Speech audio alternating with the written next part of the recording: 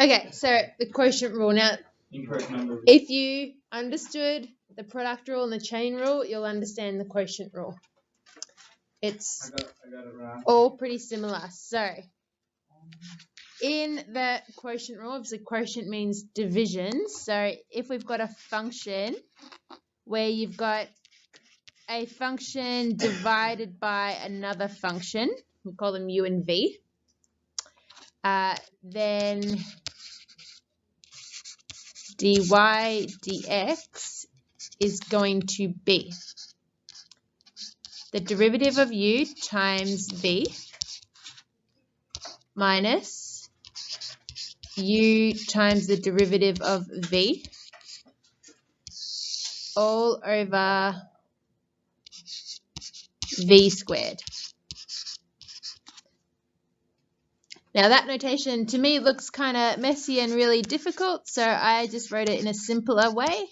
So we've got u times v minus v dash times u over v squared. So that one kind of just looked a bit simpler and nicer to me. So very similar to the product rule, how you're doing the derivative of u times v. Instead it's minus this time, derivative of v times u, and then you put it all over v squared. Yeah, so always make sure the numerator is u and the denominator is v. So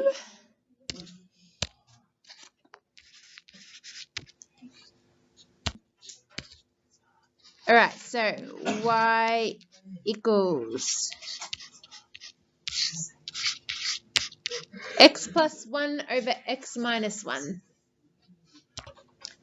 Okay, so I'll call my top one u and I'll call my bottom one v. U dash is 1. V dash is also 1. So using the formula, u dash times v is 1 times x minus 1, or just x minus 1, minus, then v dash times u, so again just 1 times x plus 1, so, and then all over v squared, so x minus 1 squared. That's all there is to it. Now you just got to simplify. So you got x minus 1 minus x minus 1 all over x squared minus 2x plus 1. Yes? How did you get x minus 1 at the end of the top? Here? Yeah, and on the... And then here? Yeah. You just multiply everything in the bracket by negative 1. Yeah. Yes? So you can't, with the denominator, like cross out the 2 and then cross out the x minus 1 on the top. Oh, wait, isn't that minus? Because the top is not down. No, because the top, can you? Can you? No? You keep the same, the x minus 1 and the x minus 1 on the bottom. They should cancel out, shouldn't they? Yeah, we'll need No, answer no, that and then no, there'll be... you've got a No, because minus. they're times each Yeah. other. So you've got to have Maybe the it's same times. with the three. Oh, yeah. Yeah.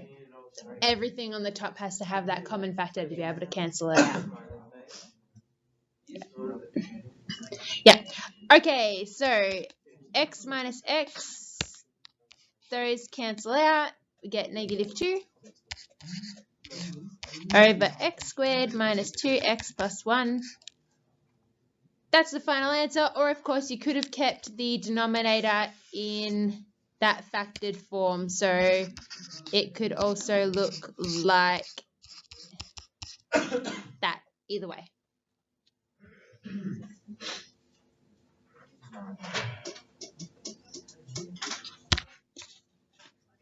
So it's still right if we keep the x minus 1 in the square. Yes.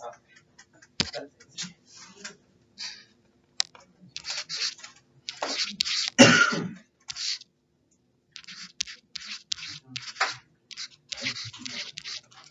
Okay, so we got 3x squared over 4x cubed minus 2x.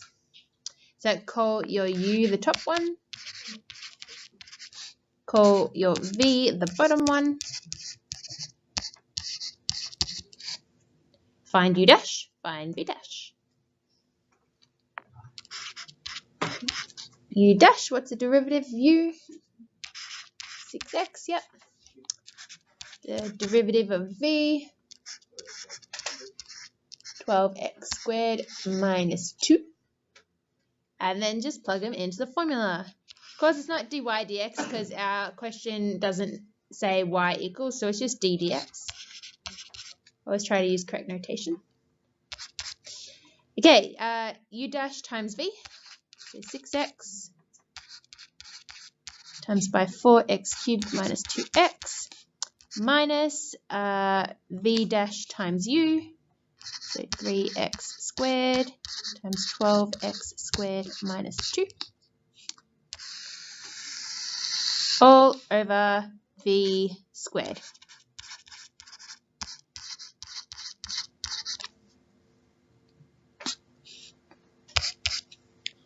Now, of course, you do not have to do that by hand in a test because that would just take far too long.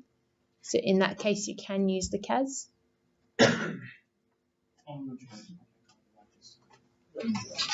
Right, so on the CAS, I got this.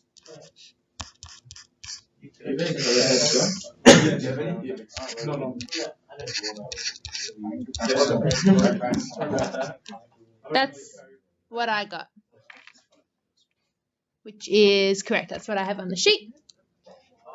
So yours might be slightly different to that because it might have factorized it slightly differently. Okay, we'll go back and we'll expand.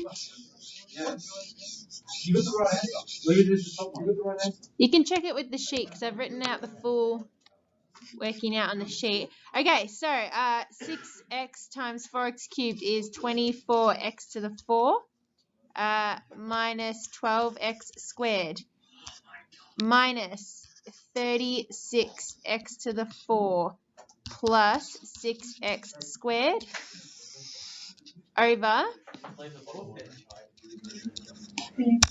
Now you want to expand it? We'll expand it. I couldn't do this one in my head, so I had to write it out 2 brackets. Right, so 24 minus 36 is negative 12. And negative 12 plus 6 is negative 6x squared. 4x cubed times 4x cubed is 16x to the 6 minus 8x to the 4 minus 8x to the 4 is minus 16x to the 4 plus 4x squared. Okay, so we can get rid of x squared, 2 of those, 2 of those, and 2 of those. We can also divide by 2. So that becomes a 2, that becomes a 3, that becomes an 8, that becomes an 8, and that becomes a 6. So negative 6x squared minus 3 over 8x to the 4 minus 8x squared plus 2. And then I can factorize both the top and the bottom. Let's take it up here. I can take negative 3 out of the top. So that leaves me with 2x squared plus 1.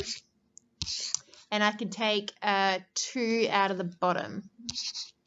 2, 4x to the 4 minus 4x squared plus 1. Yep. And then I can factorize that bottom bracket into a perfect square.